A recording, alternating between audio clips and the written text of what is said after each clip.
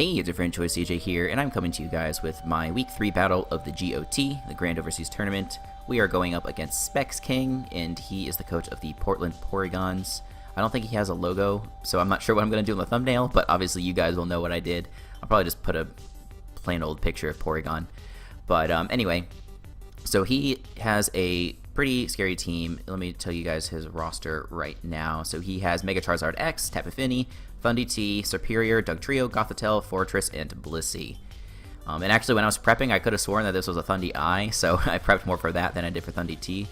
But that doesn't actually play a role in this match. But as you can see, he's elected not to bring the Dugtrio or the Fortress. Fortress not being there is actually amazing for me, and I'll go why in just a moment as I go through my team. So we're bringing Sub Baton Pass on Scolipede this week for the first time.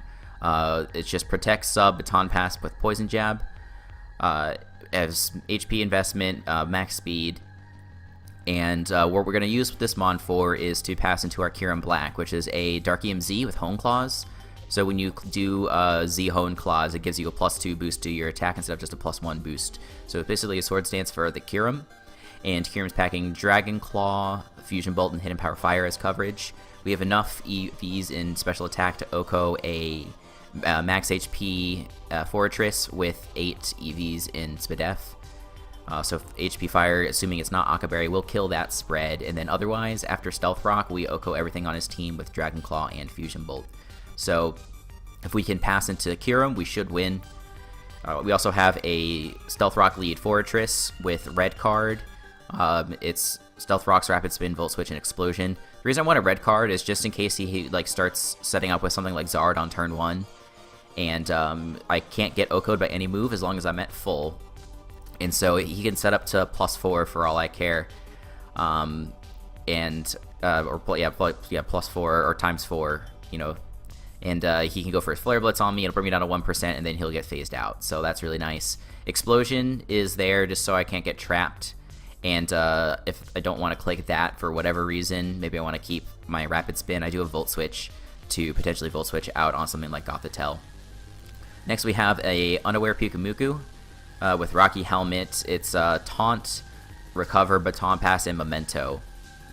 So this is here just sort of as a failsafe for Zard X if I can't win with Kyurem, and I've got to somehow play around until I get to plan B. I have that. My idea is if I can keep it at a high amount of health, I can taunt the Zard and make it attack me until, you know, basically until it dies or it runs out of PP or something. So that's the plan with the Pyukumuku. Ideally, I'm not even going to have to use Pyukumuku because I can just win with Kyurem. Next, I have an Assault Vest Nidoqueen. It's a max attack Adamant, and it's got Poison Jab and EQ, Superpower, and Flamethrower. Superpower for Blissey, and just in case he's something like Calm Mind, Tapu Fini, I wanted to have Poison Jab to hit it a little bit harder, you know, because it could otherwise just boost, and my attacks will eventually not do anything if I have Sludge Wave. He did have a Fortress, but that's why I'm packing the Flamethrower. We do OHKO standard Fortress with Flamethrower, even with the Adamant nature. And we have Assault Vest, so that way we can take on Superior, Thundy, and Tapu Fini better. We can live a +2 Life Orb Leap Storm, we can live a +2 Psychic, we can live an unboosted Psyche MZ from Thundy, and we should be able to take on Gothitelle relatively well. I don't know how fast he's going to run on his Gothitelle, but I have enough speed on this thing for a pretty much uninvested Tapu Fini, like a 16 speed Tapu Fini we can outspeed. Then last but not least, I have an Agility Thundurus with Life Orb. It's got Thunderbolt, Hidden Power Flying, and Superpower. So Thundy with Thunderbolt and HP Flying hits most of his team hard except for Blissey. And then Blissey should take a good chunk from Superpower, should die to 2. If it just Recover stalls me, then there's nothing I can really do against that. So yeah, my plan from the start is going to be lead Fortress, get up rocks, let Fortress die, go into Scolipede, then Baton Pass into Kyurem, set up a Hone Claws, and win. That's the plan. So we'll go ahead and we'll start off with phase 1 of the plan. Lead with Fortress, leads with Blissey, which is great. I can easily get up my rocks. Even if he burns me here, I don't care, because it doesn't really matter to me if I die or not. Gets phased into his Gothitelle, which is whatever, I don't really care. It goes for HP Fire. And I'm going to go right into my Scolipede. Now, if this thing is Scarf somehow, Like, I don't know if that necessarily makes the most sense versus my team, but if he is Scarf, I don't want to take an HP Fire because it still does about 50% to my Scolipede, so I'm just going to Protect to scout out what he wants to do, and he does elect to stay in, and he reveals that he's not choiced, and he goes for Psyshock. So that's A-okay with me, and I'm going to sub on this turn, because I need a +2, I guess I don't even need a +2 boost. I could have probably just gotten away with just +1, but I EV'd my Kyurem so that I would outspeed a Scarf Dog Trio at +2 speed. So at this point, I'm pretty positive that Kyurem's going to outspeed everything that's on his team. And in case he was like Scarf Thundy or something, you know, it's nice for me to get to +2. Scarf Serp, if that's somehow a thing. You never know. Now I'm just going to try and play around this for a little bit to try and get up a sub if I can. Because if I can get Kyurem in here in front of a sub, that'll be perfect. Because then I don't have to worry about taking any damage from a Psyshock. Psyshock does about like 35% to me, so I can still live 2. And get up my... So I come in, I take 1 Psyshock. I set up Z Home Claws, I take a second Psyshock. It should leave me with about 30% HP, and I should be able to then go to town. He goes for Taunt, which really scares me here, because I can't... If he taunts, it does go through the sub, and I can't Baton Pass, and then this Scolpide's pretty useless. So I am going to go ahead and pass on into the Kyurem right away. And if I'm hoping he doesn't go for Taunt, maybe he'll just go for Psyshock. He does just go for Psyshock, so it does like 30% there. There's almost nothing that this Gothitelle can do to me. So I just go ahead and go for the Z and Home Claws. And he does now go for the Psyshock. So I'm at 36%. Dragon Claw easily takes this thing out. Obviously, crit didn't matter. And he goes into his Tapu Fini, and I said, okay, well, if he goes straight into this, maybe it's Wakan Berry, but, you know, I'm already invested here. There's nothing else I can do.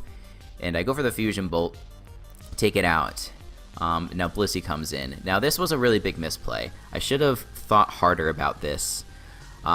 So, I completely forgot the fact that Misty Terrain reduces the damage of Dragon-type attacks by half. So, this Dragon Claw, I'm expecting it to do 88% min. And you're going to see it only does 52. So, and he goes right for the counter and takes me out. Like, I thought I had won at this point. I was like, okay, this is like the quickest battle I've ever played. But Specs King reminded me that Misty Terrain does have that effect. So, that really screwed up my strategy. And, but, you know, I still have some paths to victory. You know, if I can speed pass into Thundy. Thundy's got some good investment in special attack. And it's got good moves to hit his whole team. I could even potentially speed pass into something like Nidoqueen. But anyway, what I like to do is go into my Nidoqueen here because I outspeed this, and I can go for a Poison Jab, which hits everything on the team hard. And now he's going to go right into his Thundy. And I don't have a switch-in for this. Nidoqueen is my switch-in. But the way he brings it in, it really is telling me that he is a Psychium Z. And I guess I could have tried to scout for that and sack something else. Try and get more HP on my Nidoqueen, but assuming he's timid, which he should be in order to outspeed my Kyurem, I can most likely live one. I've got like a 94% chance to live, and I just want to get off a Poison Jab. This is where not having Ice Punch really hurts, because Ice Punch would have been an Oko, but I wanted Earthquake and Poison Jab and Flamethrower. I could have maybe dropped Superpower, because Poison Jab is already doing a decent chunk to Blissey, but, you know, there's just unfortunately nothing I could have done. So he is going to go for the Psychium Z. We got a good chance to live, and I think he gets like a min roll, and he gets 86% off. And now we go for P-Jab. What would have been nice as well is if I had Sucker Punch, but of course I do not. So what are you going to do? It takes out my Nidoqueen, and now I can just go into my Scolipede. I can fetch a kill here. Poison Jab, again, is going to do decent damage. I'm not rocking any attack investment on my Scolipede. I'm kind of regretting that. And you'll see why in a little bit. But anyway, he does now go into his Charizard. And this is really scary for me. So I don't want to stay in here because I can't kill it. Maybe I should have just gone for damage. That might have been the play. But yeah, actually that might have been. But in any case, so I switch out into my counter, being Pyukumuku. And I am really worried about this thing being sub, but there's not a whole lot I can do about that. He just goes for Roost. So if I just gone for Poison Jab, I would have gotten a little bit of damage, but it wouldn't have been enough to kill. And he would get up to full HP anyway, and then I'm sitting with a Scolipede with a big, big chunk of health there. What I'm wishing I had done, actually, so I clicked Taunt this turn because I didn't want him to Roost or Dragon Dance anymore. What I could have done was maybe Baton Pass into, Thundy or something. Because he does go into his Serp, and obviously there's nothing that I can do versus this thing. But I don't want my Thundy or my Scolipede to take a Leaf Storm. I want to Baton Pass into them slowly, and then I can do some work. So I'm going to click Baton Pass and take a Leaf Storm, go into Thundy, and Thundy can Oko this thing with the HP Flying.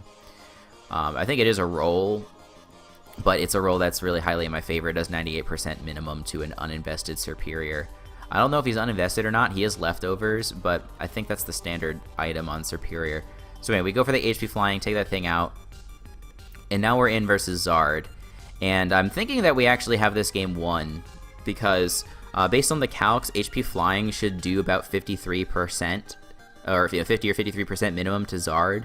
So even if he wants to Roost Stall me until I'm out of Life Orb hits, first of all, he can't go for any DD because I still outspeed Zard because I'm max speed Thundy, and he has to take then 2 HP Flyings, which will kill him.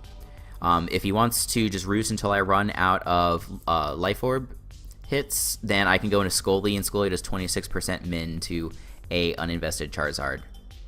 So my plan is pretty much just to spam HP Flying, and as we're going to see, it only does 44%. So this is bad because that means it's a bulky Zard, and there's not any way that I'm going to be able to kill it in 2 hits unless he goes for a DD somehow. Even if he, on one of these turns, he goes for Dragon Claw, and he's at 37% HP, I'm not going to be able to kill him with Scolipede's Poison Jab. This is where maybe having Earthquake would have been nice, because then I can at least hit it super effectively. But, I wanted a little bit of extra power, potentially, versus Superior, versus Thundy. I want to be able to hit Tapu Fini super effectively if I really had to. So it's quite rough. At this point, I think I clicked Superpower just because I wanted to see if it did more, and of course it doesn't, because I'm not really invested in attack. And he does now go for Dragon Dance. I think that might have actually, probably still would have been okay, because he could go pretty safely for another Roost, because I think he was at 97% HP or so. So it's unlikely that 2 hit him Power Flyings is going to be able to kill him at this point. So I still have a chance potentially. So now that my Pyukumuku is in, if he doesn't attack me right now, I can recover up and then eventually taunt him and make him attack me a couple times. And then he'll take Rocky Helmet Recoil. I don't think that would get me the win, but I think I might be able to outstall him, because at this point he's only got 7 or 8 Roosts left. So if I can sort of stall him out and make him attack me, I think maybe it would work. It all just depends on how how we play here. So I go for Recover as he goes for Roost. That's the first thing. So the fact they didn't attack me outright puts me in a really good position. And so I do click Taunt on this thing because I don't want him to go for another Roost or another Dragon Dance. Looking back on it, this was a misplay, because Dragon Dance literally doesn't do anything because I'm unaware. So he can Dragon Dance all he wants and try to one-shot me with Dragon Claw. It's not going to work. Even if it crits, it's going to do maybe 55%, 60% max. But what happens here is he clicks Dragon Claw, and it is going to be able to 2 KO me because I don't have any leftovers recovery or anything like that. So if I just clicked Recover again, then I probably would have been able to win. I also would have been able to win if I was Toxic instead of Taunt, but I was really scared about Sub Charizard, because there's no reason for him not to run Sub. He could just run, he could pretty much run Sub Dragon Dance Roost Flare Blitz, and that would be pretty decent versus my team. Or he could run Sub Toxic. It just, the Pyukumuku, I guess, walls Sub Flare Blitz, but you're not going to beat Pyukumuku anyway, I guess, because I'm unaware. But if he had subbed and I had Toxic, I would have been able to win. So it's I'm mad I didn't bring the different set. I'm also mad that I clicked Taunt when I should have clicked Recover. But it might have been kind of a losing battle, because even if I Taunt, there's several turns now where he can't click several turns where he can't click Roost. But as soon as the taunt wears off, he can just click Roost immediately, and it doesn't matter. So at this point, it was kind of a losing battle. I go into Scolipede, and like maybe if he tries to kill himself with Flare Blitz recoil, we can like put him in a range where Poison Jab will kill him. And so we protect just because I want a little bit of extra HP, and I want the speed to now outspeed the Charizard. So I go for sub as he goes for Flare Blitz.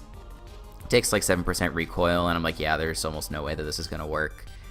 And we do a little bit of a dance here, and I'll just go ahead and switch it to fast speed. But this Dragon Claw, yeah, the Charizard now starts going for Dragon Claw, because Dragon Claw is obviously going to kill a Scolipede, because it's a Charizard X, and that's really, really scary. But we're going to end up taking a 1-0 loss, and we had a really good strategy going in. I just didn't fully account for the Misty Terrain, which is a bummer.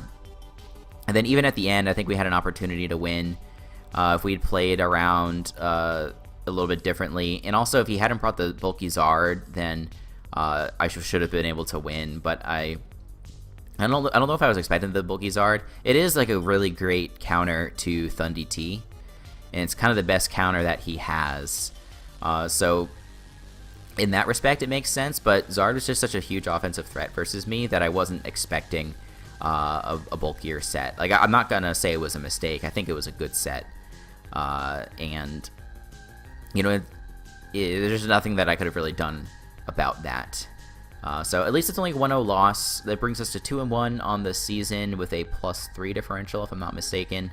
And what that means is that I was hoping that we win this game, and then that puts us in a pretty good position to make to the playoff bracket, even if we lose the next 2 games.